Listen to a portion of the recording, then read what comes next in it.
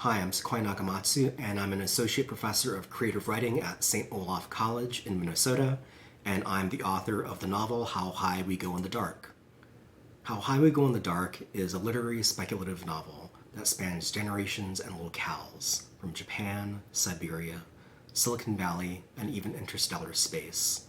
We follow an intricately linked set of characters as they attempt to navigate a world irrevocably changed by a virus unleashed by the melting permafrost. It's ultimately a novel of grief, family, and how society can attempt to become a better version of itself in the future. Why would I recommend How High We Go in the Dark to my 18-year-old self? Well, it has a little bit of everything. It scratches the genre itch.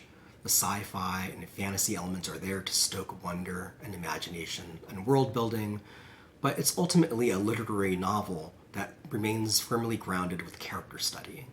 It's a springboard for discussion about climate change, about capitalism, about the world that we live in, and how the past 3 years have also been a climate narrative in itself. And as a professor who has taught first-year writing courses and has helped lead campus read discussions, How High We Go in the Dark is very teachable. For one thing, each chapter is pretty much a standalone narrative that has tendrils extending out into the overarching story.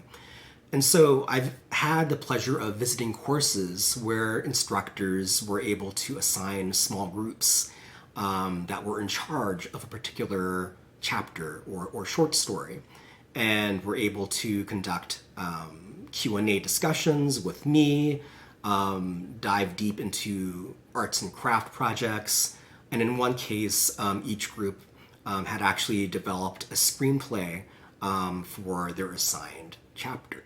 So lots of cool possibilities with regards to the pedagogy surrounding How High We Go in the Dark. 2, there's just a lot to discuss. I teach at a liberal arts institution, and I think this book is certainly something that can help stoke interdisciplinary conversation.